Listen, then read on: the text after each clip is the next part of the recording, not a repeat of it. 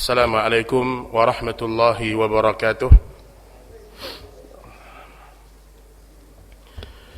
Alhamdulillahi rabbil alamin. Wabihi nasta'inu ala umuri dunya waddin. Wassalatu wassalamu ala asrafil anbiya wal mursalin. Wa ala alihi wa ashabihi wa man sara ala nahjih wa tamassaka bisunnatihi ila yaumiddin. يا أيها الذين آمنوا اتقوا الله حق تقاته ولا تموتن إلا وأنتم مسلمون. أما بعد، kaum muslimat rahimani wa rahimakumullah. Alhamdulillah, pada pagi yang berbahagia ini Allah subhanahu wa ta'ala memberikan taufik dan inayah kepada kita, sehingga Allah subhanahu wa ta'ala memudahkan untuk kita mengkaji sebahagian dari ayat-ayat Allah subhanahu wa ta'ala. Kita akan mempelajari sebahagian dari hadis-hadis Rasulullah sallallahu alaihi wasallam. Dan tentu kita berharap kepada Allah setiap ilmu yang kita pelajari ini mendatangkan manfaat untuk hidup kita, semakin membuat kita mengerti tentang tujuan hidup.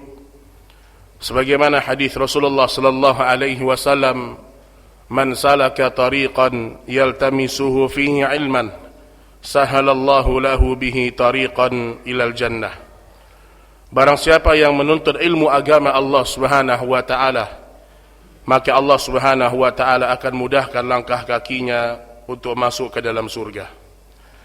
Baik para ummahat rahimani wa rahimakumullah, kembali kita melanjutkan pembahasan tentang pentingnya tauhid. Yang sebelumnya kita sudah menjelaskan tentang beberapa kaidah dalam memahami tauhid kepada Allah Subhanahu wa taala. Baik, sekarang kita masuk kepada pentingnya tauhid di bagian yang kedua. Kita ingin menjelaskan kepada ibu-ibu sekalian tentang apa dampak, apa pengaruh tauhid dalam kehidupan seorang muslim. Jadi kalau kita mengesahkan Allah, kita mengagungkan Allah, kita tidak melakukan kesyirikan, kita bertawakal, cinta, takut hanya kepada Allah, itu ada dampak dalam kehidupan kita. Baik, tentu yang pertama, kita ingat dulu tentang pengertian Islam, jemaah sekalian. Jadi ketika kita mengucapkan asyhadu an la ilaha illallah wa asyhadu anna Muhammadar Rasulullah, itu mengandung dua konsekuensi. Ketika ibu-ibu mengucapkan asyhadu alla ilaha illallah, apa artinya, Bu? Segala puji bagi asyhadu alla ilaha illallah, aku bersaksi bahwa tidak ada ilah yang berhak disembah melainkan Allah. Wa asyhadu anna Muhammadar Rasulullah, dan aku bersaksi bahwasanya Nabi Muhammad sallallahu alaihi wasallam itu utusan Allah. Ketika seorang muslim mengucapkan kalimat ini, ada dua konsekuensi dalam hidup dia. Pada kalimat asyhadu an la ilaha illallah, artinya la ma'buda bihaqqin illallah. Saya tidak akan menyembah, tidak akan beribadah kecuali untuk Allah. Itu kesaksian kita itu. Ketika kita mengucapkan wa asyhadu anna Muhammadar Rasulullah, kita bersaksi bahwasanya tidak ada ibadah, tidak ada amalan yang diterima oleh Allah Subhanahu wa taala kecuali itu amal yang dicontohkan oleh Rasulullah sallallahu alaihi wasallam. Ini kita ingat itu. Jadi jangan sampai nanti kita ada perbuatan sehari-hari kita justru membatalkan keislaman kita. Baik, dampak yang pertama atau pengaruh yang pertama dalam hidup kita ketika kita mentauhidkan Allah Subhanahu wa taala, pengaruh yang pertama, kita akan menjadi seorang hamba yang benar-benar bersyukur. Ini rasa syukur ini. Menjadi hamba yang benar-benar bersyukur. Dan Makna syukur atau rukun syukur kata para ulama itu ada 3. Jadi seorang dikatakan dia itu bersyukur ketika dia mengamalkan 3 hal. Yang pertama, ketika mendapatkan nikmat, lisannya mengucapkan alhamdulillah. Harus tuh, alhamdulillah.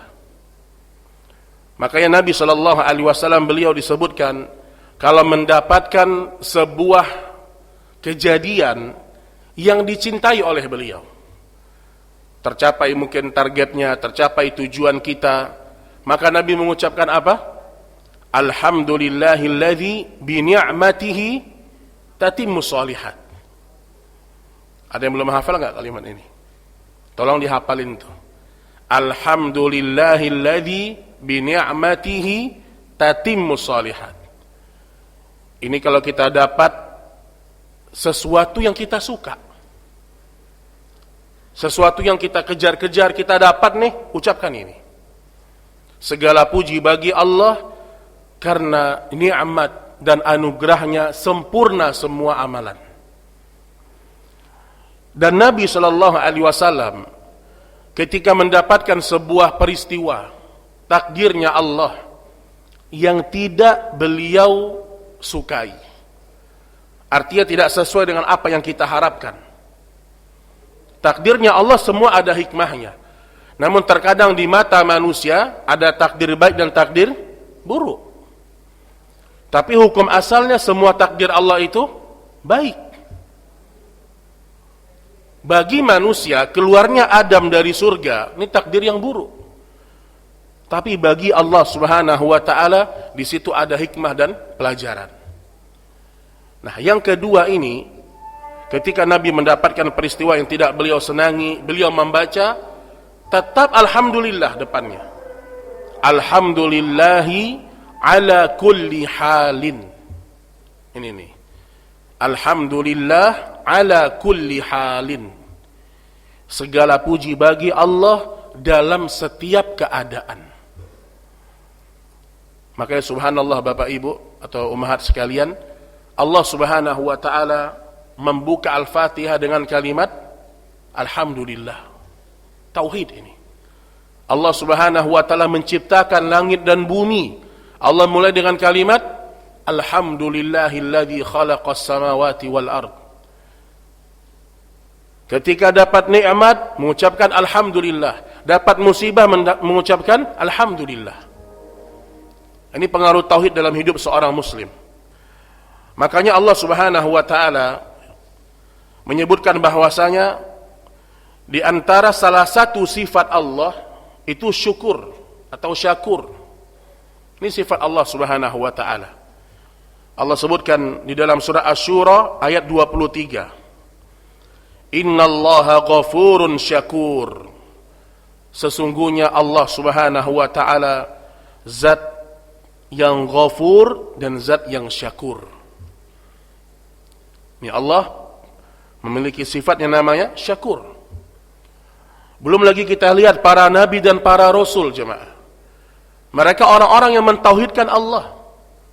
Namun bersamaan dengan itu mereka dipuji oleh Allah karena mereka selalu bersyukur dengan apa yang Allah Subhanahu wa taala tetapkan bagi mereka. Kita lihat bagaimana pujian Allah kepada Nabi Nuh alaihi salam yang Allah sebutkan dalam surat Al-Isra ayat ketiga. Nabi Nuh ini seorang nabi yang hidupnya berapa tahun, Bu? Nabi Nuh 950 tahun. Sampai disebutkan dalam kitab Bidayah wan Nihayah itu Nabi Nuh ini adalah bapak manusia kedua. Kenapa? Karena setelah masanya Adam alaihi salam dan seterusnya sempat bumi ini dihancurkan Allah. Artinya dapat banjir yang dahsyat. Sehingga seluruh manusia di dunia ini habis. Datanglah generasi berikutnya Nuh alaihi salam. Nabi Nuh 950 tahun berdakwah, mengajak manusia kepada tauhid. Yang masuk Islam hanya 80 orang. Tapi tetap Nabi Nuh bersyukur kepada Allah. Walaupun istrinya dan anaknya tidak masuk Islam. Dia enggak ada mengumpat sama Allah, enggak ada dia seuzon sama Allah. Tetap dia menjadi hamba yang bersyukur. Sehingga Allah sebutkan dalam surah Al-Isra ayat yang ketiga, "Dzurriyyatan man hamalna ma'a Nuh, innahu kana 'abdan syakura." Yaitu anak cucu dari orang-orang yang kami bawa bersama Nuh. Sesungguhnya Nuh alaihi salam adalah hamba kami yang banyak bersyukur. Jadi kita ini, Bu, kalau hidupnya terasa kurang, terasa hidup ini sempit, terasa hidup ini kayak kok enggak kayak gini, kok enggak kayak gitu, berarti tauhid kita harus kita perbaiki. Jadi orang itu merasa hidupnya sempit, hidupnya susah, hidupnya kurang dari orang lain, karena dia selalu membandingkan nikmat manusia dengan nikmat diri dia. Jangan, Bu. Sesusah apapun hidup kita, sebesar apapun musibah yang Allah berikan kepada kita, tetap kita harus bersyukur kepada Allah. Dan harus kita bersabar. Karena hidup ini ada dua aja. Ketika dapat nikmat bersyukur, ketika dapat musibah sabar. Dua itu aja. Makanya Allah puji nih sifat sabar bagi orang-orang yang bertauhid. Lihat lagi bagaimana Allah memuji Ibrahim alaihissalam. Ibrahim seorang hamba yang bersyukur, kata Allah dalam surah An-Nahl 120 sampai 121. Allah Subhanahu wa taala mengatakan, "Inna Ibrahim kana ummatan qanitan lillah hanifa." Sesungguhnya Ibrahim adalah seorang imam yang dijadikan teladan dan dia patuh dan hanif kepada Allah Subhanahu wa taala. Syakiran li an'umih. Ini dia. Ibrahim itu seorang hamba yang bersyukur kepada Allah. Ijtabahu wa hadahu ila siratim mustaqim. Dan Ibrahim seorang hamba yang kami berikan petunjuk yang lurus kepadanya. Jadi Nabi ini punya sifat syukur semuanya, Bu. Lihat lagi Nabi Muhammad alaihi salatu wassalam. Ini Nabi yang paling mulia. Nabinya kita Muhammad alaihi salatu wassalam. Nabi sallallahu alaihi wasallam melalui fase hidup yang beraneka ragam. Nabi ini lengkap, Bu. Nabi Muhammad bisa dicontoh karena dia seorang ayah dari 5 orang anak. Nabi Muhammad punya 5 orang anak. Allah uji dengan kematian anaknya. 4 orang meninggal ketika beliau masih hidup. Tetap beliau hidup di atas syukur dan sabar. 5 anak, Bu, meninggal 4. Yang terakhir meninggalnya Fatimah 6 bulan setelah wafatnya Rasul sallallahu alaihi wasallam. Nabi Muhammad juga teladan bagi orang-orang yang meneladani bagaimana beliau menjadi seorang pemimpin. Nabi Muhammad pemimpin perang, pemimpin negara. Satu sisi dia juga sebagai seorang kakek dari cucunya. Satu sisi beliau juga seorang suami dari istrinya, lengkap. Makanya Allah mengatakan tidak ada teladan yang lebih indah daripada teladan Nabi Muhammad alaihi salatu wassalam. Tapi lihat, Bu, Nabi Muhammad menunjukkan rasa syukurnya kepada Allah dengan ibadah. Rasulullah sallallahu alaihi wasallam itu, ibu-ibu, semua dosanya yang lalu dan akan datang sudah diampuni Allah. Astaghfirullahu laka ma taqaddam wa ma ta'akhkhar. Sesungguhnya Nabi Muhammad telah diampunkan dosa yang akan datang dan dosa yang telah lalu. Enggak ada dosanya, Bu. Tapi beliau tetap ketika sholat malam sampai kakinya bengkak. Kaki itu bengkak karena sholat malam gitu loh. Kaki kita, Bu. Kaki kita bengkak karena apa? Saking lamanya berdiri Nabi Muhammad ini dalam sholatnya. Jadi ibu bisa lihat bagaimana rumahnya Rasul sallallahu alaihi wasallam sederhana. Saking sederhananya, kata Hasan Al-Basri, aku masuk ke rumahnya Nabi Muhammad, aku jinjit sedikit saja, aku bisa memegang plafon atap rumah Rasul sallallahu alaihi wasallam. Ketika beliau sedang sholat tahajud, beliau harus mencolek kakinya Aisyah radhiyallahu anha, sehingga Aisyah ini melipat lututnya supaya Nabi bisa bersujud dengan sempurna. Itu kamarnya Rasul sallallahu alaihi wasallam. Makanya pernah para sahabat, di antaranya Umar bin Khattab radhiyallahu anhu. Ibu tahu Umar ini kan orang yang sangat cinta sama Nabi. Sampai dulu disebutkan di antara keutamaannya Umar, sebelum dia masuk Islam, semua orang tahu Umar adalah orang yang paling ingin membunuh Rasul. Benci dia sama Nabi. Tapi lihat hidayah, Bu. Hidayah itu kalau udah masuk ke hati orang, bisa berbalik apa yang dia benci. Kata para sahabat, dulu Umar orang yang paling membenci Muhammad. Namun setelah hidayah Islam masuk ke hatinya, dia orang yang rela mati demi Muhammad sallallahu alaihi wasallam. Makanya Umar bin Khattab, beliau pernah datang ke rumah Nabi pada hari siang, waktu siang. Nabi baru bangun dari tidur siang, qailulah namanya. Ibu biasa kan tuh qailulah, tidur siang. Anak-anak itu tidur siang nih. Sebagian sekolah tidur siang, Bu, nggak lama, 15 menit. Anak-anak kita sekarang susah tidur siang. Apa kata Nabi? Qilu fa inna syaitan la taqil. Tidur sianglah kalian, kata Nabi, karena sesungguhnya setan itu tidak tidur siang. Tidur siang 10 menit atau 15 menit cukup. Itu memberikan kesehatan pada badan, kata Imam Al-Qayyim rahimahullah. Beliau baru bangun dari tidur siang, ternyata ada jejak-jejak di baju beliau. Jejak, benar ya? Ada bekas-bekas lah. Apa kata Umar bin Khattab sambil menangis? Ya Rasulullah, anahnu alal haq. Bukankah kita ini benar ya Rasulullah? Bukankah kita ini orang yang di atas kebenaran? Iya, kata Nabi. Kemudian kata Umar, kenapa engkau enggak minta sama Allah agar Allah memberikan untukmu istana-istana yang besar? Ada dayang-dayang, ada yang melayanimu, tidur di atas ranjang yang mewah. Kenapa enggak minta sama Allah?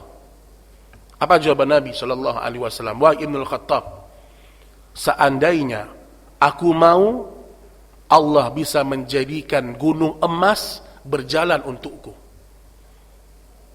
Lihat. Tapi apa kata Nabi? Ya Umar bin Khattab, sesungguhnya dunia ini surganya orang-orang kafir dan penjaranya orang-orang beriman. Dan sesungguhnya kehidupan yang sebenarnya adalah kehidupan kita besok di akhirat. Tetap beliau bersyukur dengan keadaan yang ada. Nah, itu diingat itu semua sekalian. Jadi enggak ada, kita kalau udah ngaji, kita udah kenal sama agama ini, kita selalu bersyukur dalam setiap keadaan. Ini dia dampak yang pertama ketika seorang hamba senantiasa bersyukur kepada Allah Subhanahu wa taala. Kemudian pengaruh yang kedua dalam hidup kita, ketika seorang itu mentauhidkan Allah Subhanahu wa taala, maka dia akan menjadi seorang yang senantiasa bersabar.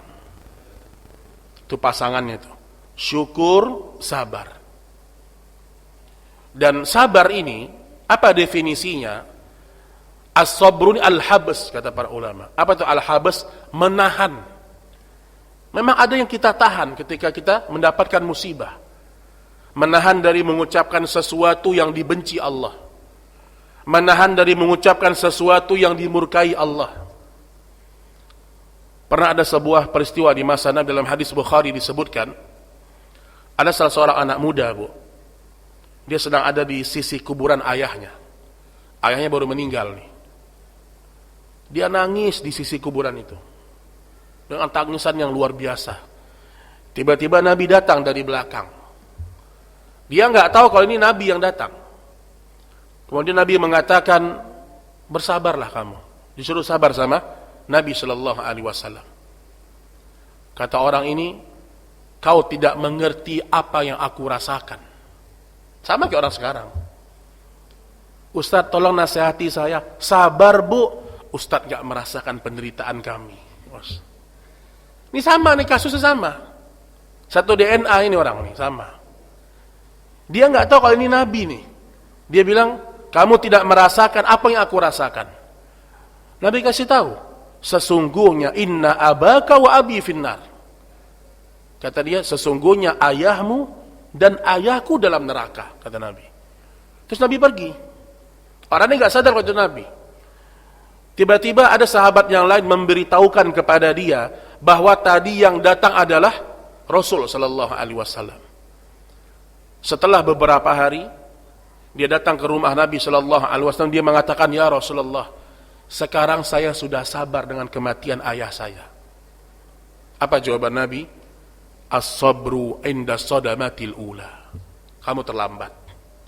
Karena sesungguhnya pahala sabar itu inda sadamatil ula, ketika musibah itu pertama kali datang. Dapat musibah nih bu, dapat telepon nih, kok la qadarullah, na'udzubillah ya, kita dapat kabar ternyata anak kita tabrakan di jalan, suami kita tabrakan di jalan. Di saat itu kita mengucapkan inna lillah wa inna ilaihi raji'un. Hati kita enggak mengumpat, lisan kita tidak mengucapkan kalimat-kalimat kotor, hati kita sabar, itu puncak pahalanya tuh. Tapi kalau sabarnya setelah 3 hari, udah hilang. Itu bukan lagi sabar. Karena yang nama sabar, ketika awal musibah terjadi. Makanya Allah mengatakan, innama yuwaffas sabiruna ajrahum bighairi hisab. Sesungguhnya Allah memberikan pahala sabar kepada seorang hamba tidak ada batas. Ibu ngerti nggak? Nggak ada batas pahala sabar itu, Bu. Kalau ibu sholat berjamaah, laki-laki misalnya, sama juga dengan wanita, dihitung 27 rakaat. Ibu berpuasa Ramadan, jelas diampuni ya dosa-dosa. Ibu sedekah dilipat gandakan 10, 700 dan seterusnya. Ibu baca Quran 1 huruf 10 kebaikan. Ada batas. Namun ketika orang itu bersabar, pahalanya tidak ada batasnya. Makanya ingat, sabar ini salah satu ciri-ciri orang yang mentauhidkan Allah Subhanahu wa ta'ala. Dan sabarnya ada 3. Ada 3 macam jenis kesabaran. Yang pertama, bersabarlah dalam ketaatan kepada Allah. Bersabar dalam ketaatan kepada Allah. Salat itu butuh kesabaran, Bu. Ibu duduk di majelis ilmu, nunggu, sabar itu.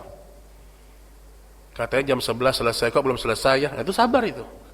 Sabar, Bu, sabar. Ibu berangkat haji, umroh, dengan jutaan manusia, dempet-dempetan, kadang-kadang kaki diinjak, sabar. Badan kita capek, datang suara azan subuh, kita harus bangun. Itu sabar dalam ketaatan. Ini nih, jenis sabar yang pertama. Makanya kata para ulama, kesabaran bukan hanya ketika mendapatkan musibah. Termasuk dalam ibadah, kita harus punya sifat sabar. Sebagaimana Allah sebutkan dalam surah Ali Imran ayat 200. Ya ayyuhalladzina amanu sabiru wasabiru warabitu. 3 penekanannya. Wahai orang beriman, isbiru, bersabarlah kalian. Wasabiru, dan kuatkan kesabaran kalian. Disuruh sabar, kemudian kuatkan kesabaran. Warabitu, dan bersiap siagalah kalian. Wattaqullaha la'allakum tuflihun. Bertakwalah kepada Allah supaya kamu menjadi orang-orang yang beruntung. Ini janji Allah nih. Kalau ada orang beriman dia sabar, dia pasti beruntung. Asal dia sabar, dia pasti beruntung. Kapan dia tidak sabar, dia tidak akan menjadi orang yang beruntung. Maka dalam mentaati Allah butuh kesabaran. Yang kedua, sabar dalam menjauhi dosa dan maksiat. Sabar dalam menjauhi dosa dan maksiat. Butuh sabar atau tidak, Bu? Bersabar untuk tidak berdusta. Bersabar untuk tidak menceritakan aib teman. Walau dipancing-pancing tuh. Kamu tahu nggak kabar dia sekarang? Ibu tahu tuh sebenarnya, Bu. Ibu sabar, nah enggak, saya nggak boleh ngomong saya. Bersabar menyimpan rahasia saudara kita. Sabar. Bersabar ketika kita menginginkan sesuatu dari dunia, tapi belum ada jalan yang halal. Contoh, banyak orang ingin punya rumah di saat belum mampu. Nggak sabar. Kalau dia cicilannya hutang yang halal, oke lah, mungkin dia butuh. Tapi sebagian orang dia nggak sabar. Akhirnya dia beli rumah, dia sewa rumah, dia beli rumah itu dengan cicilan riba. Nggak sabar dia. Beli kendaraan, nggak sabar, kendaraannya riba. Hati-hati, Bu. Makanya orang yang tidak bersabar dalam meninggalkan dosa dan maksiat, dia akan menjadi orang-orang yang sangat merugi. Dan dia akan menyesal nanti. Karena dosa itu memiliki efek, jemaah sekalian. Pernah seorang sahabat atau seorang murid Imam Hasan Al-Basri datang kepada beliau. Dia mengatakan, "Wahai Imam, saya ini memiliki sebuah dosa, tapi saya belum bertaubat dari dosa itu. Tapi Allah selalu memberikan kepada saya rezeki. Saya melakukan dosa, rezeki lancar terus. Saya menipu orang, rezeki saya lancar terus. Apa yang terjadi dengan hidup saya?" kata dia. Apa kata Hasan Al-Basri? Kalau rezeki duniamu lancar, orang-orang kafir pun juga lancar rezekinya. Jadi jangan dianggap itu sebagai kasih sayang Allah. Apalagi ada rezeki, ada azab itu berupa nikmat. Apa namanya? Istidraj. Semakin jauh dari agama, semakin jauh dari Rasul, semakin banyak rezeki. Tapi kata Imam Hasan Al-Basri, "Kapan terakhir engkau salat malam?" Kata dia, "Sudah lama sekali saya enggak salat malam." "Kapan terakhir engkau mengkhatamkan Al-Quran?" "Sudah lama sekali tidak mengkhatamkan." "Kapan terakhir engkau bangun di waktu malam, kemudian menangis dengan tangisan yang luar biasa kepada Allah, menyesali dosa-dosa?" "Sudah lama, wahai Imam, saya tidak melakukan." Apa kata Hasan Al-Basri? "Itulah hukuman dari Allah untukmu. Allah tidak ingin engkau merasakan lezatnya ibadah." Dikata para ulama, terkadang kita nggak bisa bangun malam itu efek dosa, Bu. Nggak kurang, HP udah 4 di telinga itu. 4, Bu, Masya Allah. Mulai dari suara kucing sampai suara ayam ada tuh. Tetap nggak bangun kadang-kadang kita. Apa yang menghalangi kita, Bu? Kalau bukan dosa. Di saat yang sama ada orang nggak perlu pakai alarm, Allah bangunkan dia. Nggak perlu pakai, dia cukup niat. Saya niat pengen bangun, bangun dia. Maka kata Imam Hasan Al-Basri, "Adz-dzunubul atharuhul katsir." Sesungguhnya dosa itu bekasnya banyak dalam kehidupan. Ada bekasnya dalam kehidupan. Dan kata Fudail bin Iyad, terkadang dosa itu, ibu-ibu, berpengaruh juga pada orang di sekitar kita. Berpengaruh. Dosa efeknya kepada kita jelas. Terkadang juga kepada rezeki kita. Terkadang efeknya kepada kesehatan kita. Terkadang efeknya kepada keluarga dan anak-anak kita. Anak-anak kok susah dinasihatin, disuruh sholat susah. Coba lihat, jangan-jangan kita punya satu dosa yang selalu kita lazimi. Begitu juga seterusnya. Kadang-kadang hancurnya rumah tangga karena ada dosa pasangan yang tidak bertaubat. Bisa tuh. Maka perhatikan bagaimana kita bersabar dalam meninggalkan dosa dan maksiat. Dan perlu diingat, sebagai tambahan sedikit, dosa itu memiliki ciri-ciri. Jadi jangan sampai kita nggak bisa membedakan mana dosa, mana pahala, mana maksiat, mana taat. Harus kita bisa membedakan. Bagaimana cara membedakannya? Dengan dua cara. Pertama, dengan kita mengetahui hukumnya apa. Itu satu. Namun terkadang ini berbeda-beda setiap orang. Kita nanya ke ustadz ini, hukumnya halal kata dia. Sama ustadz ini haram. Gimana tuh, Bu? Halal haram ini udah jauh beda nih. Apalagi masalah muamalat, banyak perbedaan khilaf di antara para ulama. Yang kontemporer apalagi. Yang satu mengatakan halal, teruskan usaha kamu. Yang satu mengatakan haram, gak boleh. Jadi yang dosa yang mana? Ada kunci yang kedua. Nah, ini kata Nabi sallallahu alaihi wasallam, al-ithmu ma haka fi nafsik, kata Nabi. Yang namanya dosa, ma haka fi nafsika, sesuatu yang membuat jiwamu tidak tenang, gelisah, galau, resah, itu dosa itu biasanya. Wa karihta ayyattali'a 'alaikan nas, 'alaihin nas.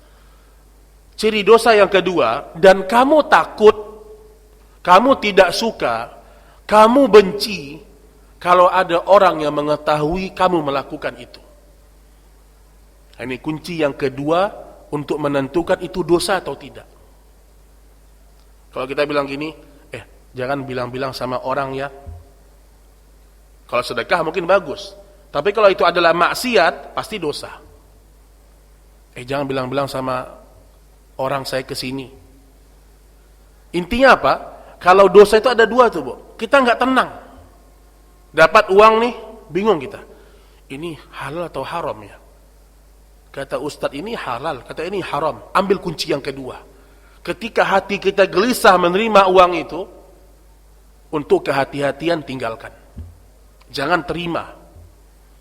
Atau yang kedua, kita terima uang, tapi kita tidak pengen orang mengetahui. Berarti ada sesuatu nih. Itu juga dosa biasanya. Makanya kata para ulama, orang kalau masih benar tauhidnya, ketika dia melakukan dosa, dia tidak suka ada orang yang melihat. Itu manusia normal itu, Bu. Ketika dia melakukan dosa, dia nggak mau terang-terangan. Maka Nabi mengatakan, orang-orang yang paling besar dosanya, al-mujahirin. Al-mujahir, jahar. Kata para sahabat, siapa mereka ya Rasulullah? Kullu ummati mu'afan illal mujahirin. Setiap umatku dimaafkan Allah dosanya kalau dia taubat. Kecuali orang-orang yang jahar. Orang-orang yang terang-terangan melakukan dosa. Kata para sahabat, ya Rasulullah, siapa mereka? Ciri-cirinya gimana ya Rasulullah? Kata Nabi sallallahu alaihi wasallam, di malam hari mereka melakukan dosa, sampai pagi Allah tutup aibnya. Nggak ada yang tahu, kecuali dia dengan Allah. Anaknya nggak tahu, istrinya nggak tahu. Tapi di pagi hari, dia sendiri yang menceritakannya sama orang lain. Inilah orang yang disebutkan oleh Nabi, terang-terangan melakukan dosa. Maka nggak boleh, Bu. Kalau ibu sudah taubat dari satu dosa, jangan pernah ceritakan dosa itu sama siapapun. Apalagi bangga sama dosa itu, jangan. Jangan sampai. Kita nggak suka dengan dosa masa lalu kita. Kita nggak ingin juga orang mengetahui. Karena salah satu ciri-ciri orang yang bertaubat, dia tidak suka dengan dosa yang pernah dia lakukan karena dia menyesal. Ini dia yang kedua ya, sabar dalam menghadapi musibah. Yang ketiga, sabar dibutuhkan. Jenis sabar yang ketiga, ketika mendapatkan takdir yang pahit atau takdir yang tidak kita suka. Contoh, di masa Rasul sallallahu alaihi wasallam ada salah seorang sahabiat bernama Ummu Salamah. Ummu Salamah ini meninggal suaminya. tentu dia menangis, sedih. Ibu sedih nggak kalau suami ibu meninggal, Bu? Hah? Sedih nggak? Pasti sedih. Akhirnya ketika dia bersedih, dia datang kepada Nabi. Ya Rasulullah, sesungguhnya Abu Salamah telah meninggal. Suamiku meninggal dunia. Berikan aku satu nasihat agar aku bisa bersabarlah. Kemudian Nabi SAW mengajarkan dia ucapan istirja.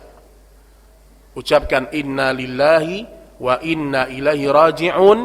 Allahumma jur fi musibati wa akhlif li khairan minha. Atau wa akhlif li khairan minha. Sesungguhnya semua itu milik Allah, akan kembali kepada Allah. Ya Allah, berikanlah pahala dalam musibahku ini dan carikan ganti yang lebih baik. Ada kalimat apa? Kasih yang ganti yang lebih baik. Ini yang meninggal suami ini. Apa kata Ummu Salamah? Doa ini saya percaya ini bagus dibaca. Dalam hati dia mengatakan demikian. Dia katakan kepada para sahabiat, tapi siapa laki-laki yang bisa menggantikan suamiku? Seorang yang soleh. Namun ternyata siapa yang menikahi dia setelah itu? Rasul sallallahu alaihi wasallam. Makanya kita nggak boleh ketika mendapatkan musibah yang kita nggak suka, kita kemudian mengumpat. Di antara sifatnya jahiliyah, Bu, an-naihah. Ini wanita-wanita yang ketika dapat musibah, naihah, niyahah, memukul-mukul pipi, merobek-robek baju, dan mengucapkan kalimat-kalimat yang tidak diridhoi Allah. Sampai kata Rasul sallallahu alaihi wasallam, an-naihatu idza lam tatub qabla mautiha, seorang wanita yang niyahah, yang dia meronta-ronta, meratap ketika datangnya musibah, kalau dia tidak bertaubat sebelum meninggal dunia, dia dibangkitkan di hari kiamat dengan dipakaikan pakaian yang penuh dengan kudis dan luka. Ini hadis sahih. Maka nggak boleh itu. Khusus bagi wanita terutama. Maka wanita itu dia nggak boleh terlalu sering ziarah kubur, nggak boleh. Dikhawatirkan itu mengulang kesedihan, sehingga dia kembali tidak ridho dengan takdirnya Allah Subhanahu wa taala. Baik, itu dia yang kedua jemaah sekalian rahimani wa rahimakumullah. Yang ketiga dari sebuah kesabaran. Baik, kemudian dampak yang berikutnya. Berarti yang ketiga ya, pengaruh yang berikutnya. Pertama syukur, kedua sabar, yang ketiga seorang kalau tauhidnya benar sama Allah, dia tidak akan pernah mengkhawatirkan yang namanya rezeki. Nah ini jemaah sekalian, rezeki. Makanya Allah Subhanahu wa taala menyebutkan, atau dimulai dari hadis Rasul sallallahu alaihi wasallam dalam hadis riwayat Imam Muslim. Kata Nabi sallallahu alaihi wasallam, kataballahu maqadiral khalaiq. Allah telah mencatat takdir setiap makhluk. Makhluk ini siapa saja, Bu? Semua. Semua yang Allah ciptakan makhluk. Manusia, jin, tumbuh-tumbuhan, hewan, semua yang melata, yang tidak, yang di lautan, hewan semua. Allah mengatakan, Allah telah mencatat takdir setiap makhluk sebelum 50.000 tahun diciptakannya langit dan bumi. Udah ada tuh catatan, udah lengkap semuanya. Ibu meninggalnya di mana, rezeki ibu berapa, rezeki anak-anak berapa, suami, udah lengkap. Kita hanya diperintahkan Allah untuk berikhtiar, ikhtiar aja udah. Kadang-kadang ada seorang istri, Ustaz, saya nggak kerja, Ustaz. Saya tadinya kerja, tapi setelah menikah dengan suami saya bilang kamu di rumah aja lah, ngurus anak-anak. Tapi kadang-kadang ada perasaan takut di hati saya. Kalau saya nggak kerja, Ustaz, kalau suami saya meninggal gimana? Kadang-kadang itu muncul nggak, Bu ya? Kalau terutama wanita-wanita yang mungkin ya dia kerja tapi dia di rumahnya gitu loh. Dan sebenarnya wanita di rumah hukum asalnya. Dia boleh bekerja kalau dia telah memenuhi banyak syarat. Boleh dia bekerja. Tapi jangan dia khawatir. Karena setiap kita ini sudah ada rezekinya. Kita lari dari kematian sama juga dari rezeki, sama-sama nggak bisa. Apa kata Imam Ibnu Qayyim? Kalian tidak akan pernah bisa lari dari kematian, sebagaimana kalian juga tidak bisa lari dari rezeki kalian. Kalau udah rezeki pasti dapat, Bu, pasti dapat. Dan Nabi sallallahu alaihi wasallam mengatakan, manusia tidak akan meninggal dunia qabla an yatimma rizqah, kecuali rezekinya sudah sempurna. Ada kisah di Arab Saudi, jemaah. Ini kita kalau ambil hikmah dari kisah ini, semakin kita mengerti bahwasanya Allah tidak akan mewafatkan kita kecuali rezeki kita sudah habis. Ada seorang kakek-kakek, dia sedang membersihkan semacam sumur bor. Dia pergi masuk ke bawah. Kakek-kakek pula masalahnya. Dia masuk ke dalam nih. Dia perbaiki, udah hampir selesai, dia naik ke atas. Dia naik ke atas, dia minta minum.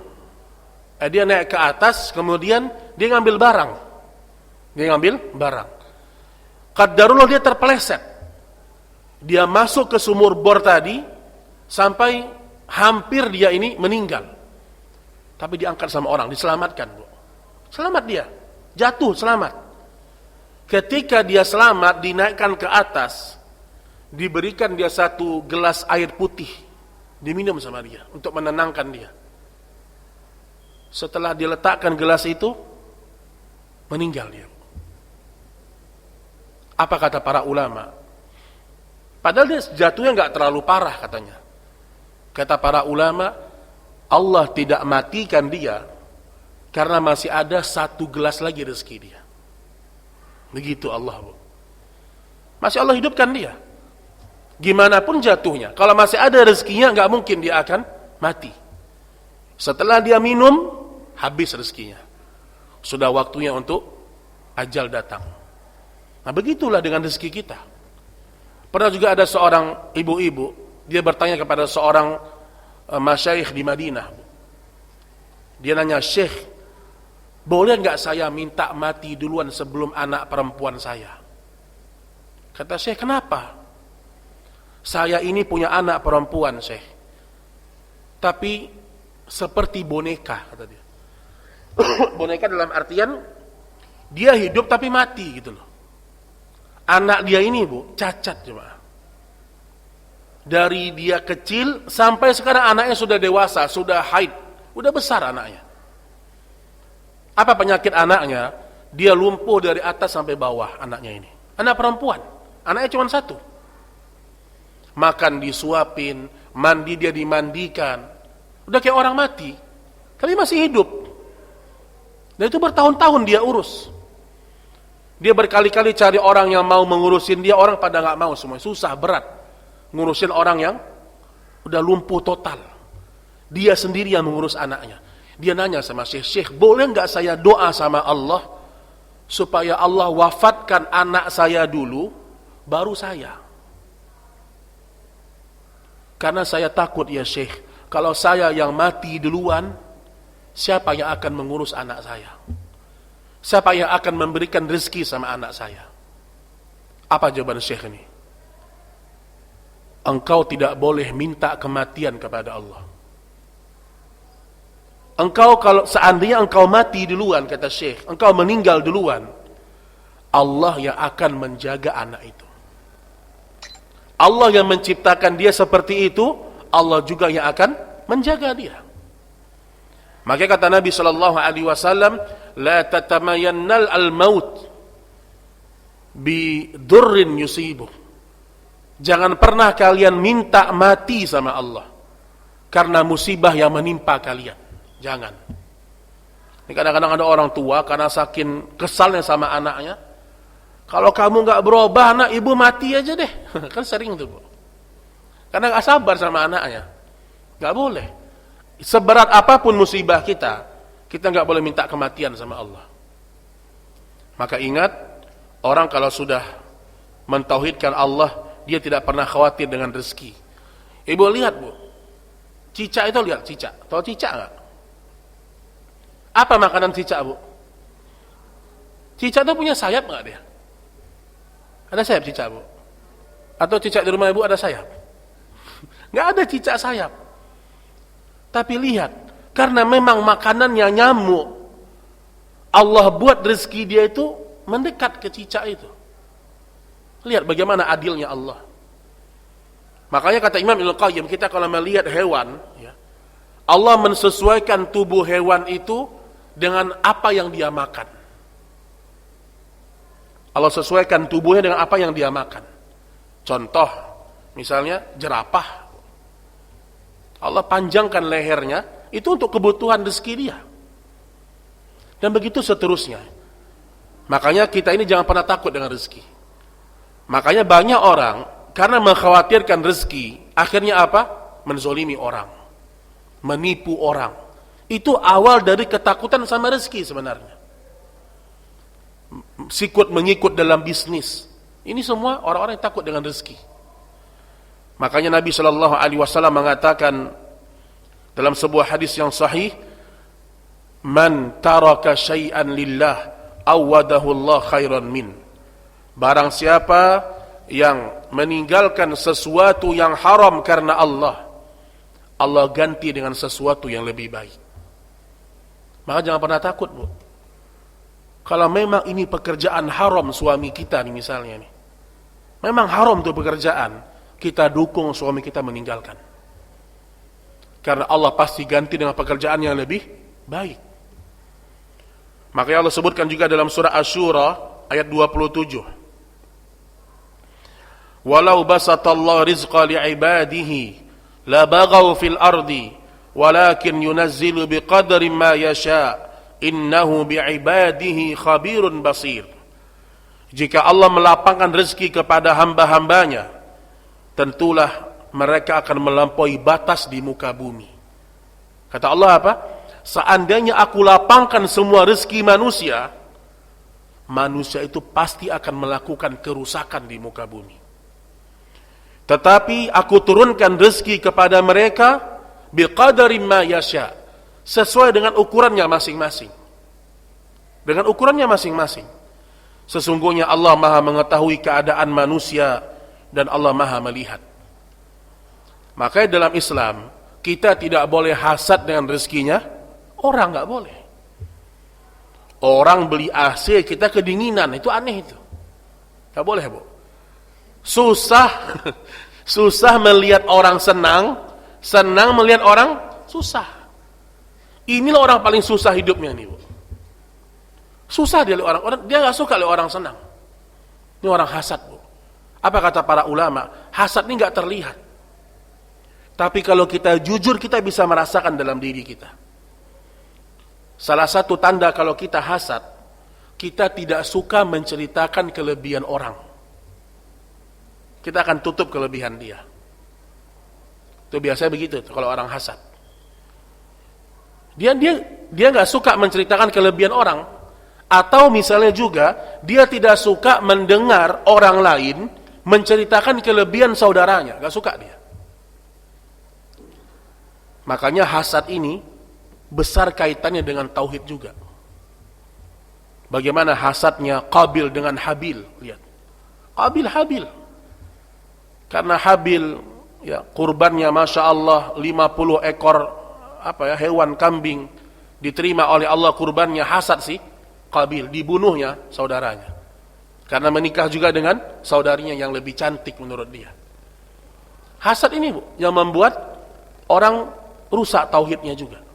Dan biasanya hasad, ingat, hasad itu hanya menimpa orang satu profesi, satu kesibukan, satu perjuangan yang sama. Contohnya gimana, Ustaz? Contohnya nih, tukang bakso hasad dengan tukang bakso. Nggak ada tukang bakso iri sama tukang kayu, nggak ada. Ada nggak? Nggak ada. Guru dengan guru hasadnya. Ustadz dengan ustadz sama, benar. Ulama dengan ulama, mereka ada perasaan saling dengki. Kalau tidak saling menjaga hati. Makanya kata para ulama, hasad ini sebenarnya menunjukkan seorang itu tidak ridho dengan apa yang Allah takdirkan untuk hamba. Kita kalau iri sama teman kita, Bu, artinya apa? Kita mengatakan, kenapa dikasih ya Allah? Kenapa dia dikasih? Kita protes dengan ketetapannya Allah Subhanahu wa ta'ala. Maka rezeki itu dibagi oleh Allah Subhanahu wa ta'ala, sudah ada ukurannya masing-masing. Baik, ma'asyiral muslimin dan muslimat rahimani wa rahimakumullah. Mungkin poin yang terakhir ya. Poin yang terakhir, seorang yang mentauhidkan Allah Subhanahu wa ta'ala, dia akan senantiasa berhusnuzon dalam hidupnya. Berhusnuzon kepada Allah dan berhusnuzon juga kepada hamba-hamba Allah. Biasakan kita jadi orang yang suka husnuzon. Tapi husnuzon yang tepat ya, ada husnuzon yang tepat, yang pada tempatnya. Kita lihat perintah Allah dalam surat Al-Hujurat ayat 12. Ya ayyuhalladzina amanu jtanibu katsiran minadh-dhann. Hai orang-orang beriman, tinggalkanlah kebanyakan prasangka itu. Jauhilah kebanyakan prasangka. Fa inna ba'dadh-dhanni itsm. Karena mayoritas prasangka itu adalah dosa dan kesalahan. Allah mengatakan wala tajassasu wala yaghtab ba'dukum ba'dha. Jangan pernah kalian mencari-cari kesalahan orang, jangan. Kita fokus sama diri kita aja. Ini kita kalau bertauhid kita enggak akan peduli dengan aibnya orang. Udah itu urusan dia dengan Allah. Kenapa? Kita sibuk dengan aib kita sendiri aja. Kita sibukkan dengan aib kita sendiri. Kenapa? Karena di akhirat kita masing-masing. Di akhirat kita masing-masing jemaah sekalian. Makanya dalam hadis yang sahih, Nabi SAW juga mengatakan, iyyakum wadh-dhann, fa inna dhanna akdzabal hadis. Berhati-hatilah kalian dari prasangka buruk, karena prasangka buruk itu adalah sedusta-dustanya ucapan. Wala tajassasu wala tahasadu. Jangan kalian saling mencari kesalahan. Jangan saling menjelek-jelekkan. Jangan saling memata-matai. Wala tadabaru wala tabaghadu. Jangan saling membelakangi. Jangan saling membenci. Wa kunu ibadallah ikhwanan. Jadilah kalian hamba-hamba Allah yang bersaudara. Ini orang bertauhid nih, Bu. Dia enggak ada urusan dengan aib orang. Dia enggak suka mencari aib saudaranya. Kalaupun dia dengar aib saudaranya, ya sudah, dia enggak mau cari tahu. Maka kata para ulama, orang yang tajassus, ciri-cirinya apa? Ketika dia mendengar si fulan katanya kayak gini. Orang beriman, kalau dia dapat kabar baru katanya, kabar burung nih enggak jelas, dia enggak peduli dia. Tapi orang yang tidak beriman dimata-matai sama dia. Benar enggak ya? Di mata dicek sama dia. Ketika dia dapat, dia senang. Jangan, Bu. Kita bergaul sama teman kita, kalau bisa kita enggak tahu dengan aib teman kita, udah. Ya, kepo itu benar, berlebihan. Apa kata para ulama? Tinggalkan rasa ingin tahumu tentang orang lain, kamu pasti selamat dari ghibah. Itu kunci, kata Sufyan Ats-Tsauri. Tinggalkan rasa ingin tahumu tentang orang lain, niscaya berkurang ghibahmu. Yang membuat kita ghibah itu apa, Bu? Karena pengen tahu. Dia kok sekarang jarang kelihatan sama suaminya ya? Nah, udah mulai itu. Itu muqaddimah itu. Bukannya saya mau ghibah ya Ustaz ya. Nah, itu udah muqaddimah juga. Maka perlu diingat ibu-ibu sekalian ya. Jangan remehkan yang namanya dosa ghibah, dosa lisan, jangan, Bu. Percuma kita ini sholat, kita bangun malam. Dalam hadis disebutkan seorang wanita dikenal. Seorang wanita ini rajin sholat malam, rajin berpuasa, rajin bersedekah. Tapi kata sahabat, ya Rasulullah, tapi lisan dia selalu menyakiti hati orang lain. Kata Nabi, la khaira fiha. Tidak ada kebaikan sedikit pun pada wanita itu. Kemudian disebutkan lagi, seorang wanita ibadahnya biasa. Artinya dia sholat 5 waktu, mungkin sedekahnya tidak terlalu besar, tapi lisannya selalu dijaga. Kata Nabi, hiya fil jannah.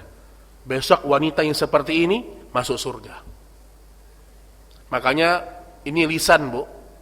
Kunci ini. Pikirkan, setiap saya mau ngomong manfaat atau tidak. Dan kata Umar bin Khattab, seumur aku hidup, aku tidak pernah menyesal dengan diamku, kata Umar. Justru aku menyesal karena bicaraku. Kita ini, Bu, kalau ada sebuah masalah, kita diam, Bu, kita selamat, Bu. Diam aja kita selamat kita. Tapi kalau kita ngomong, ada 2 kemungkinan. Salah atau benar. Makanya dalam ilmu agama, kalau kita tidak tahu disuruh, diam. Wallahu a'lam kita bilang. Begitu juga dengan aib saudara kita. Kamu tahu nggak aib dia? Saya nggak tahu. Kalau baru kabar burung, saya tidak tahu. Sampaikan begitu. Makanya kata Nabi sallallahu alaihi wasallam, "Kafa bil mar'i itsman ay yudayyi' ma yaqut." Kafa bil mar'i itsman, cukuplah seorang hamba dikatakan berdosa ketika dia selalu membenarkan apa yang dia dengar. Dia berdosa kita, Bu. Dapat informasi 10, oh ya, ambil langsung kesimpulan. Oh benar orang yang memang kayak gitu. Jangan. Nggak boleh, Bu, jangan. Kadang-kadang kita ini terlalu cepat mengambil kesimpulan tentang pribadi orang. Waktu itu ada pertanyaan ya di salah satu masjid, Ustadz, saya punya tetangga, dia seorang muazin masjid, Ustadz. Disebutkan dia hafal Quran dan dia juga sering jadi imam di masjid. Tapi setiap jumpa dengan, tapi dia selalu tidak menjawab salam saya. Wajahnya cemberut kalau jumpa sama saya. Bagaimana sikap kita terhadap orang yang seperti ini? Ini yang bertanya, Bu, terlalu cepat menyimpulkan. Mungkin dia nggak menjawab, dia mungkin nggak dengar kita ngasih salam. Ya itu tidak. Kadang-kadang kita nggak fokus, dia nggak dengar. Atau mungkin dia nggak senyum, bisa jadi banyak hal. Entah dia malu, entah dia mungkin, ya dia 10 tahun misalnya di Mekah, dia 10 tahun di Mekah, Bu. Belajarnya di pondok terus. Nggak biasa lihat perempuan dia. Jadi ketemu perempuan dia nunduk aja ini. Dibilang dia sombong. Bisa jadi. Nah itu terjadi. Sebagian guru-guru kita atau teman-teman kita, karena dia belajar di Timur Tengah, bergaul sama laki-laki terus. Nah, itu bagus. Nggak biasa dia ngobrol tatap mata sama perempuan, itu nggak biasa dia. Akhirnya dia pulang ke Indonesia, canggung bagi dia. Itu bisa jadi. Artinya apa? Jangan tergesa-gesa kita menyimpulkan pribadi orang. Kedepankan husnuzon. Itu kata Nabi Shallallahu Alaihi Wasallam. Begitu juga dengan husnuzon kepada Allah Subhanahu Wa Taala. Maka ketika kita mengunjungi orang sakit, apa kita bilang? La ba'sa tahur insyaallah. Gak apa-apa penyakit kamu. Ini penghapus dosa insyaallah. Maka di antara sunnah mengunjungi orang sakit, gak boleh lama-lama. Dan tidak boleh ngomong yang gak jelas. Masuk ke ruang opnamenya, sakit apa? Antum sakit apa? Kita tanya. Iya, saya divonis dokter sakit kanker stadium 4, Ustaz. Atau stadium 4 dia bilang. Orang yang ngerti, Bu, dengan adab berziarah, dia akan bilang, oh enggak apa-apa. La ba'sa tahurun insyaallah. Enggak apa-apa, antum sabar, mudah-mudahan jadi penghapus dosa. Tapi kalau orang enggak ngerti dengan agama, wih, gawat nih penyakit antum. Kemarin tetangga saya meninggal minggu lalu, penyakitnya sama nih. Menyakitkan hati orang yang sakit enggak boleh. Sebagian orang lagi bawa buku Yasin, Bu. Udah kayak teman yang mau mati dibacain Yasin. Sunnah dalam mengunjungi orang sakit tidak boleh lama-lama, menghibur cukup. Menghibur. Hibur dia, ini Allah sayang sama kamu, Allah cinta sama kamu, Allah ingin menghapus dosa-dosa kamu. Bukan karena Allah benci sama kamu. Nabi Ayub 18 tahun sakit, dihibur dia. Supaya dia tetap bersyukur dengan penyakitnya. supaya ketika dia sakit, dia tetap beribadah sama Allah. Karena banyak orang ketika sakit, Bu, dia nggak sholat, Bu. Saya pernah mengadakan sebuah kajian ya, untuk perawat-perawat di rumah sakit Koja. Salah satu keluhannya para perawat apa? Banyak orang yang sakit ini, Ustadz, nggak mau sholat, Ustadz. Terutama kalau udah sakitnya gawat. Dengan berbagai macam alasan. Ada yang sudah putus asa, ada yang sudah tidak mau lagi sholat karena percuma saya sholat, badan saya kotor, habis operasi, nggak bisa wudhu. Padahal tayamum bisa. Ada lagi yang seuzurnya sama Allah kuat, ada yang lagi nangis-nangis, meronta-ronta, macam-macam. Ini semua karena kurangnya tauhid sama Allah Subhanahu wa ta'ala. Dulu para salaf, Bu, ulama terdahulu, mereka mengatakan, saya kalau 1 bulan tidak sakit, saya mengkhawatirkan diri saya. Sebulan nggak datang demam nih, jangan-jangan istidrat nih. Sebulan nggak sakit ulama dulu, mereka khawatir. Jangan-jangan Allah tidak mengampuni dosa saya. Dan kita ini subhanallah, kita dikasih sama Allah kesehatan. Dalam setahun berapa hari, Bu? 365 hari. 360 hari kita sehat. 5 hari kita sakit, 5 hari kita meronta-ronta sama Allah. Ya Allah, kok saya sakit 5 hari kok belum sembuh-sembuh. Dia nggak lihat 360 hari Allah sehatkan badan dia. Gara-gara 5 hari dia sakit, dia kufur sama Allah. Dia suuzon sama Allah. Nah, perlu diingat itu. Banyak-banyak berprasangka baik kepada Allah, itu efeknya untuk diri kita, Bu. Orang beriman nggak butuh datang ke psikiater, nggak perlu, Bu. Kita ini kalau udah beriman sama Allah, kita akan mengobati jiwa kita sendiri. Ini ada orang sedikit-sedikit ke psikolog, sedikit ke psikolog. Kalau psikolognya orang beriman, bagus. Dia menggabungkan ilmu agama dengan ilmu jiwa, bagus. Tapi kalau psikolognya nggak ngerti agama, gimana? Disuruh solusi yang aneh-aneh. Nah, itu terjadi.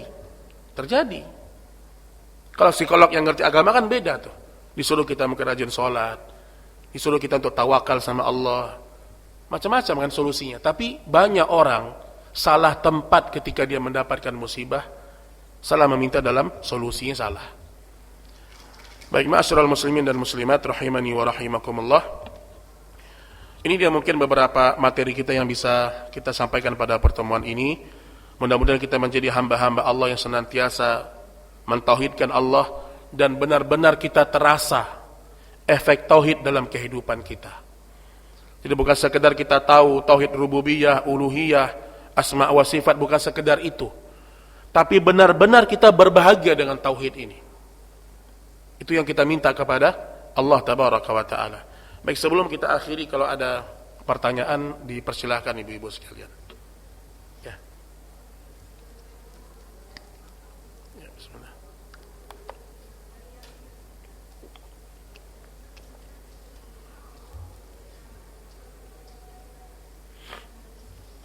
Penjelasannya, baik. Allah Subhanahu wa taala berfirman, ya, innama yuwaffas sabiruna ajrahum bighairi hisab. Sesungguhnya Allah Subhanahu wa taala memberikan balasan kepada orang yang bersabar tanpa batas. Kata para ulama, maksud dari tanpa batas ini apa? Berarti pahala yang dia dapatkan itu benar-benar besar, benar-benar dahsyat, karena nggak ada batas. Sampai kata para ulama, kalaulah seorang itu Allah mengatakan dia puasa Arafah atau dia puasa Ramadan menghapuskan dosa yang lalu, adapun kesabaran itu memberikan pahala yang tanpa batas. Artinya nggak ada hitungannya, nggak ada hitungannya. Hanya Allah yang tahu Subhanahu wa taala. Sama kayak kita pakai paket deh internet unlimited, nah, berapa, Bu? Sepuasnya kan, nggak ada batas. Tapi itu didapatkan ketika kita benar-benar sabar di awal-awal musibah. Itu yang berat. Karena kata para ulama, pahala sabar itu berjenjang-jenjang. Ada orang sabar yang mungkin setelah 2 hari, Dia dapat pahala sabar tapi nggak sempurna. Karena pahala sabar yang puncak, dapat musibah saat itu juga bersabar. Saat itu juga ridho sama Allah. Ini yang dilakukan oleh Nabi Shallallahu Alaihi Wasallam. Dapat musibah saat itu ridho dengan musibah itu. Nangis boleh, sifat manusia. Tapi tidak boleh kita mengucapkan kalimat-kalimat yang menolak takdirnya Allah Subhanahu wa taala. Ini tanpa batasnya, maksudnya kata para ulama menunjukkan besarnya pahala. Orang kalau salat jenazah, Bu, 1 qirat pahalanya. Nabi gambarkan seperti gunung Uhud. Pahala sabar lebih besar daripada itu. Sehingga Allah Subhanahu wa taala meletakkan sabar ini ada dalam setiap ketaatan. Ibu sabar dalam salat qiyamul lail, sabar dalam menutup aurat, sabar dalam menjalankan perintah suami, sabar dalam semua, itu ada pahalanya. Makanya pernah ada sebuah kalimat dari sebagian para ulama, sebenarnya manusia ini Allah sudah kasih jalan termudah masuk surga. Dan sebenarnya manusia hampir tidak tersisa dosa pada diri mereka kalau mereka benar-benar serius beribadah. Contoh, Bu, kalau kita melakukan 1 dosa, berapa dihitung Allah, Bu? 1. Berdusta sekali, 1 dosanya. Berdusta 2 kali, 2 dosanya. Tapi lihat kebaikan. 1 kali kita bersedekah dilipat gandakan 10. Bahkan 700. Bahkan tidak sesuai dengan kehendak Allah. 1 puasa sunat kita. Ada yang menghapuskan dosa 2 tahun yang lalu, ada yang setahun yang akan datang. Maka kata para ulama, kalau kita lihat keutamaan amal ini, hampir rasanya manusia itu nggak punya dosa harusnya. Apalagi ada kaidah yang mengatakan apa? Innal hasanat yudhhibunas sayyi'at. Sesungguhnya kebaikan-kebaikan, pahala-pahala itu menutup dosa-dosa kalian. Nah, cuman memang manusia ini penuh dengan kelalaian. Yang harusnya dia dapat pahala dari sholatnya, tapi karena caranya salah nggak dapat pahala. Yang harusnya dia dapat pahala dari sedekahnya, karena dia ria nggak dapat pahala. Yang harusnya dia menuntut ilmu dapat pahala, akhirnya apa? Karena dia tidak ikhlas nggak dapat pahala. Ibu, kalau kita baca, Bu, keutamaan hadir di majelis ilmu ini, Bu, apa kata Nabi? Hatta hitanul fil bahar.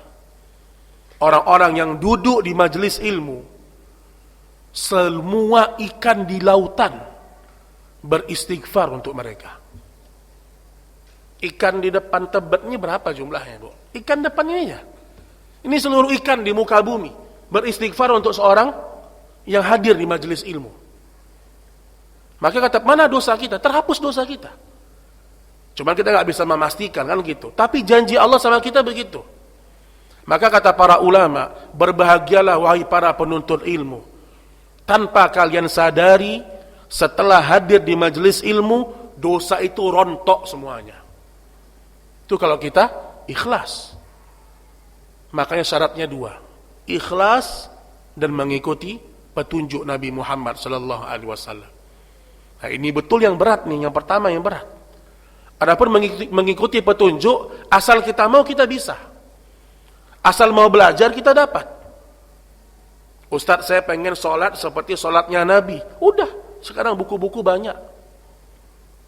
Tinggal puasa lihat puasa Nabi seperti apa, lakukan. Tapi yang lebih berat adalah menjaga keikhlasan ini. Ini yang berat. Ini yang berat. Wallahu taala a'lam bishawab. Baik, masih ada? Ya, silakan. Ya. Bismillah.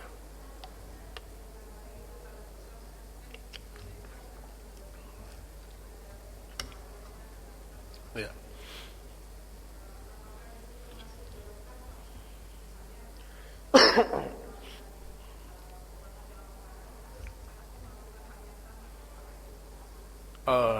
Taib, ya.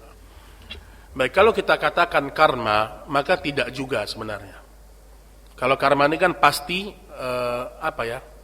Kalau bapaknya begini, anaknya pasti begini. Ya. Jadi karma ini tidak sepenuhnya benar diterapkan dalam agama. Tapi sebagian nilainya ada. Tapi kaidah yang benar adalah dalam agama kita al-jaza min jinsil amal. Ini yang lebih tepat nih. Balasan itu tergantung dengan perbuatan. Itu kaidah yang lebih tepat. Balasan sesuatu tergantung dengan perbuatan. Kalau kita mendidik anak kita dengan cara yang baik, balasannya insya Allah anak itu soleh. Itu hukum secara umum. Jadi Islam ini berbicara secara umum. Kalau kita mendidik anak kita, anak pasti menjadi soleh. Itu hukum asalnya. Tapi terkadang kadang-kadang ada kasus-kasus khusus. Dan itu sifatnya ujian. Kayak siapa? Nabi Nuh. Berdakwah sama keluarga nggak masuk Islam, berarti ujian. Kemudian juga Ibrahim berdakwah kepada ayahnya sendiri, ayahnya nggak masuk Islam. Nah, berarti kalau kita katakan apakah efek dosa ini seperti karma, maka tidak juga sepenuhnya. Tetapi efek itu bisa dirasakan ketika orang itu selalu melazimi. Kalau dia taubat, berhenti efek dia. Ada satu dosa dilazimi setiap hari. Itu yang terasa tuh efeknya. Terasa. Sampai kata para ulama terasa pada kendaraan. Ini kendaraan udah habis diservis tiba-tiba mogok terus. Itu tanda-tanda itu. Ini kendaraan bagus tiba-tiba rusak. Atau tiba-tiba anak kita ini melakukan sesuatu yang kayak gak masuk akal. Itu efek dosa kadang-kadang ada. Atau kita punya suami tiba-tiba suka marah-marah. Kadang-kadang efek dosa. Walaupun tidak seutuhnya. Enggak Ustaz, memang suami saya aja yang kurang ajar Ustaz. Ada juga begitu tuh. Saya udah baik Ustaz, memang suami saya yang begitu. Ada juga. Tapi itu ulama ingatkan supaya kita enggak bermudah-mudahan melakukan dosa. Enggak bermudah-mudahan dalam melakukan dosa. Makanya kita harus mengkhawatirkan efek dari dosa. Maka disitulah kita penting membaca zikir pagi dan petang. Karena ada istighfarnya di situ. Dan kalau kita mengucapkan astaghfirullah, kata Ibnu Qayyim, kita minta sama Allah 3 hal. Astaghfirullah, ya Allah, ampuni dosa saya. Itu artinya. Astaghfirullah, maksudnya ya Allah, tutup aib dosa saya di dunia dan di akhirat. Yang ketiga, astaghfirullah, ya Allah, jangan jadikan dosa ini ada efek yang dalam hidup saya. Jadi bukan hanya pengampunan dosa. Ketika ibu mengucapkan astaghfirullahalazim, kita sebenarnya sedang minta 3 itu. Karena dosa itu benar-benar berefek, Bu.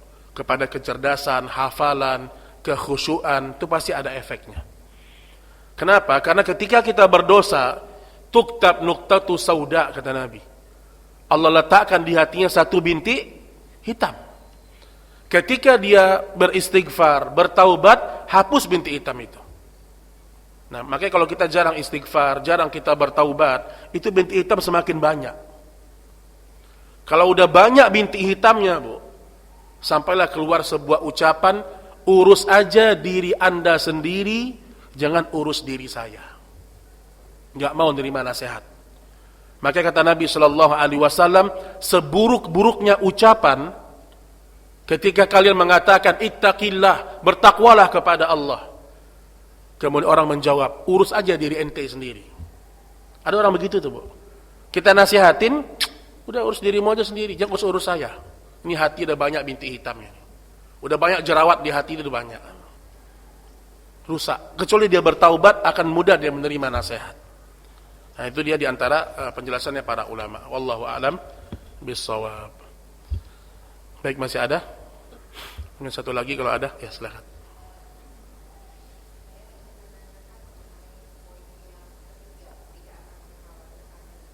Iya.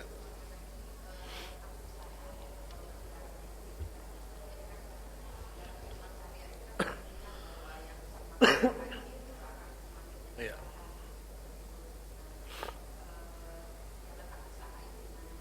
Baik, Masya Allah.